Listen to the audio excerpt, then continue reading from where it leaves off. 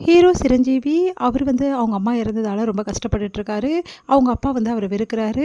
இங்க வந்து ஹீரோயின் வந்து நம்ம வந்து விஜயசாந்தி அவங்க வந்து என்ன பண்றாங்க, ஒரு வந்து ரொம்ப கஷ்டமான ஒரு ஃபேமிலியில இருக்காங்க. அவங்க அண்ணன் தான் அவங்க எல்லாரையுமே பார்த்துக்கிறாரு. ஆல்ரெடி இதெல்லாம் நம்ம பார்த்தோம். அடுத்து வந்து இங்க என்ன பண்றாரு, சிரஞ்சீவி வந்து மாலை வந்து வாங்குறதுக்காக சண்டை போட்டுட்டு நம்ம விஜயசாந்தி கூட அடுத்த மாலைய அவரே வாங்கிட்டு போயிறாரு. அதனால விஜயசாந்தி செமையா டென்ஷன் ஆயிடுறாங்க. அடுத்து சிரஞ்சீவி வந்து வீட்டுக்கு போறாரு. வீட்டுக்கு போனோனே அவங்க அம்மா படத்துக்கு அந்த மாலைய மாட்ட போறாரு. கரெக்ட்டா அவங்க அப்பா வந்து தடுத்து நிறுத்துறாரு. "நீ யார்றா மாலைய மாட்டுறதுக்கு? உன்னால தான்டா என் பொண்டாட்டி இந்த உலகத்த விட்டு போனா. அதனால நீ மாலைய மாட்டக்கூடாதுடா" அப்படின்னு சொல்லிட்டு அடம் பிடிக்கிறாரு. உடனே அங்க அவங்க அத்தை வந்து, "ஏன் ஏன் அண்ணன் இப்படிலாம் பண்றீங்க?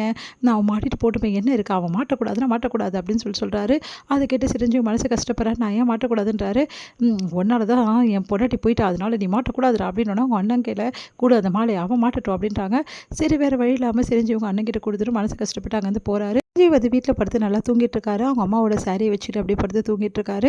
அந்த டைம்ல கரெக்ட்டா வந்து வீட்ல வந்து கறி துணி இல்ல அப்படின்னு சொல்லிட்டு வேலை செய்றவங்க என்ன பண்றாங்க, அவங்க அம்மாவோட சாரிய தெரியாம அவங்க எடுத்துட்டு போயிடுறாங்க.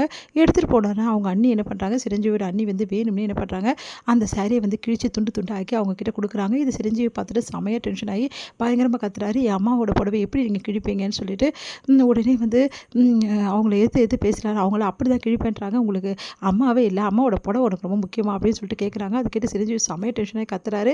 அந்த டைம்ல அவங்க அப்பா வந்து சிரஞ்சீவி வந்து அடிச்சிடுறாரு. "ஏன்டா அண்ணிக்கிட்ட எப்படி பேசணும்னு தெரியாதா உனக்கு?" அப்படி சொல்லிட்டு செமையா திட்டி விட்டுறாரு. அதனால வந்து மனசு கஷ்டமாயி சிரஞ்சீவி அங்கேருந்து ரொம்ப கஷ்டப்பட்டுட்டு இருக்காரு. "நீங்கலாம் எனக்கு அப்பா தானா? எப்போ பார்த்தாலும் என்னை திட்டிக்கிட்டே இருக்கீங்க. உண்மையிலேயே அப்பா தானா?" அப்படின்ற மாரி கேட்குறாரு. அத கேட்டு அவங்க அத்தை செமையா கோவப்பட்டு, "அப்பா கிட்ட எப்படி பேசணும்னு தெரியாதா உனக்கு?" அப்படி சொல்லி திட்டி விடுறாங்க. சிரஞ்சீவி மனசு கஷ்டப்பட்டு அங்கேருந்து போயிடுறாரு. இங்க வந்து விஜயசாந்தியோட அண்ணன் என்ன பண்றாரு, அவங்க தங்கச்சிக்காக இன்னொரு தங்கச்சிக்காக வந்து கல்யாணத்துக்கு வந்து இந்த மாரி தாலி வாங்கணும் அப்படின்னு சொல்லிட்டு கிளம்புறாரு. அப்போ கரெக்ட்டா வந்து நெத்தியிலே வந்து அவரு அடிச்சுக்கிறாரு. அந்த போம்போது இடிச்சுக்கிறாரு நல்லா. அந்த டைம்ல கரெக்ட்டா ஐய்யய்யோ! இந்த மாரிலாம் ஆகக்கூடாது. அபசகுனமா வாப்பா தண்ணி குடிச்சிட்டு போன்னு சொல்லிட்டு வீட்ல தண்ணி குடுத்து அவர வந்து வழி அனுப்ப வராங்க. அப்போ கரெக்ட்டா மாப்பிள்ளையும் அங்க வந்துடுறாரு. சரி அவரும் இவரும் சேர்ந்து 2 பேரும் தாலி வாங்க போறோம் அப்படின்னு சொல்றாங்க. இல்ல எப்படினாலும் அப்புறம் வாங்கிக்கலாமே. இப்போ அபசகுனமா இருக்கு அப்படின்னு சொல்லிட்டு அவங்க அம்மா சொல்றாங்க. வேணாம் வேணாம் நாங்க போய் வாங்கிட்டு வந்துடுறோம்.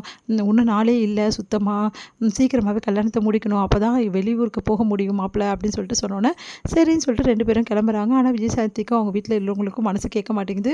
அவங்க அம்மா சாமி கிட்ட போய் வேண்டிக்கிறாங்க. அடுத்து வந்து இவங்க 2 பேரும் வந்து பேசிட்டே வந்து வண்டி ஓட்டிட்டே வராங்க ஆட்டோல. இங்க வந்து என்ன பண்றாங்க, அவங்க அத்தை வந்து யோசிச்சுட்டே இருக்காங்க. என்ன சிரஞ்சீவி இன்னும் கூட வீட்டுக்கே வரல.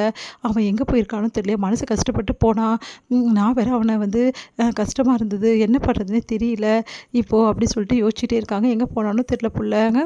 இங்க வந்து சிரஞ்சீவி வந்து வழக்கம் போல நல்லா வந்து ஃபுல்லாவே வந்து குடிச்சிட்டு என்ன பண்றாரு, அவங்க அம்மா இருக்க அந்த இடத்துக்கு வந்து போயிட்டு அந்த சமாதிக்கு போயிட்டு போயிட்டு வந்து அழுதுட்டுருக்காரு.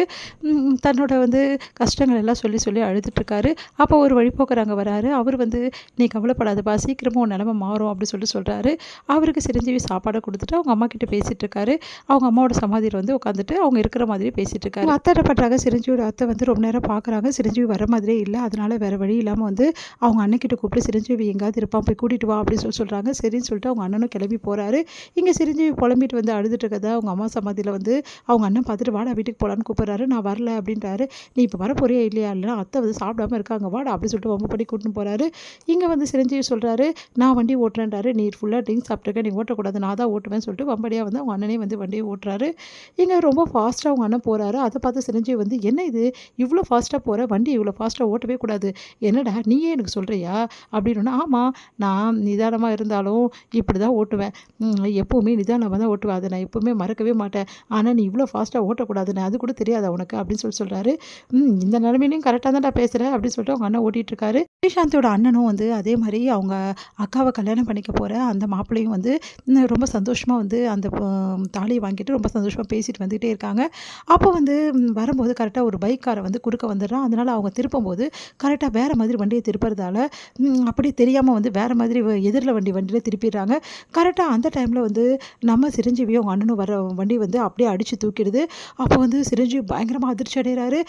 இப்படி பண்ணிட்டியே நான் அப்பவே சொன்னேன்ல ஸ்பீடா போகாதன்னு சொல்லிட்டு பயங்கரமா கத்துறாரு. டேய் நான் எதுவும் பண்ணலடான்னு சொல்லிட்டு அவரும் சொல்றாரு.